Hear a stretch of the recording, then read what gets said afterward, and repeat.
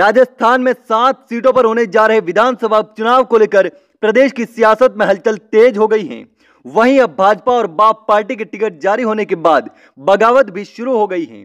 आज हम बात करेंगे सलूंबर सीट पर बदले सियासी समीकरण की और राजकुमार रोध की बढ़ती मुश्किल के बारे में। जी हां, सलूंबर सीट पर दिवंगत विधायक अमृतलाल मीणा की मौत के बाद पत्नी शांता देवी को भाजपा ने चुनावी मैदान में तो उतार दिया है और इस वजह से सलूंबर से टिकट की मांग कर रहे नरेंद्र मीणा ने पार्टी से बगावत कर चुनाव लड़ने का ऐलान कर दिया था। और नरेंद्र मीणा के बागी होने के बाद बाप पार्टी के जीतने की संभावना जताई जा रही थी, लेकिन अब भजनलाल शर्मा ने नरेंद्र मीणा को मना लिया है और वो बैकफुट पर आ चुके हैं, जिससे अब भाजपा के वोट कटने की संभावना खत्म हो गई है और जीतने की भी संभावना बढ़ चुकी है और बीजेपी के जीतने की संभावना भी बढ़ चुकी है, जिससे राजकुमार रोध की बाप पार्टी के उम्मीदवार जितेश कटारा की मुश्किल बढ़ चुकी है।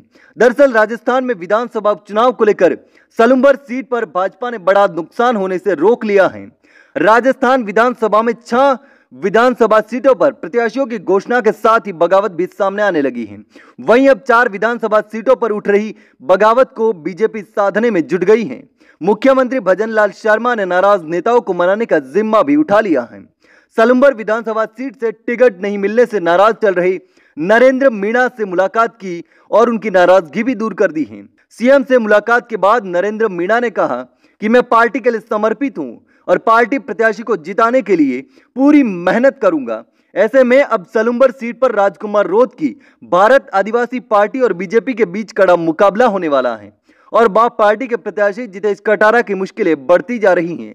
इसके साथ ही आपको बता दें कि सलूंबर से टिकट नहीं मिलने के बाद दावेदार नरेंद्र मीणा अपने समर्थकों के बीच पहुंचे थे और अपने भाषण के दौरान वो भावुक हो गए थे और फूट फूट कर रोने लगे थे, लेकिन अब आखिर वापस वो बैकफुट पर आ चुके हैं। इसके साथ ही उन्होंने अपनी नाराजगी जाहिर करते हुए पार्टी से बगावत करने के संकेत भी दिए थे। नरेंद्र मीणा की नाराजगी को देखते हुए मुख्यमंत्री भजनलाल शर्मा ने उन्हें अपने आवास पर बुलाया और बैठक कर चर्चा की। दोनों के बीच काफी देर तक चर्चा हुई। सीएमओ से जारी की गई सीएम भजनलाल और नरेंद्र मीणा दोनों की तस्वीरें, जिसमें सीएम भजनलाल और नरेंद्र मीणा मुस्कुराते हुए देखे जा सकते हैं। इसके साथ ही आपको बता दें कि 6 सीटों पर भाजपा प्रत्याशियों की घोषणा के बाद सलूंबर, रामगढ़, झुंझुनू और देवली उनियारा समेत 4 विधानसभा सीटों पर टिकट के दावेदारों की नाराजगी सामने आई थी। टिकट नहीं मिलने से नाराज सलूंबर और झुंझुनू के दावेदारों ने बगावती तेवर दिखाने शुरू कर दिए और निर्दलीय चुनाव लड़ने के संकेत भी दे दिए। टिकट वितरण के साथ सामने आई इस नाराजगी को खत्म करने के लिए भाजपा ने रणनीति तैयार कर ली है, जिसमें खुद मुख्यमंत्री भजनलाल शर्मा इन नेताओं को मनाने में जुट गए हैं, जिसमें सलूंबर में सफलता मिल गई है। हालांकि झुंझुनू में अभी भी मुश्किल कम होती नजर नहीं आ रही।